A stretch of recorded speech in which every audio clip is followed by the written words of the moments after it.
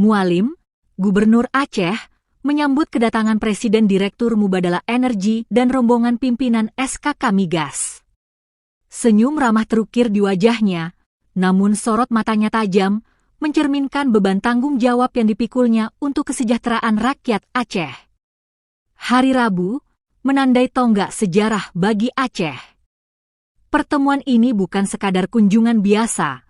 Ini adalah awal dari sebuah babak baru dalam perjalanan ekonomi Aceh. Pembahasan tertuju pada proyek pengembangan gas dalam wilayah kerja Laut Andaman, sebuah proyek raksasa yang akan berpusat di kawasan ekonomi khusus Lok Semawe. Mualim, dengan bahasa yang lugas dan penuh semangat dan harapannya.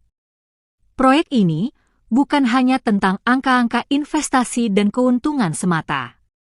Ini tentang masa depan Aceh, tentang kesejahteraan rakyatnya. Ia menekankan pentingnya pemberdayaan masyarakat lokal agar proyek ini benar-benar menjadi berkah bagi Aceh, bukan sekadar ladang keuntungan bagi pihak luar.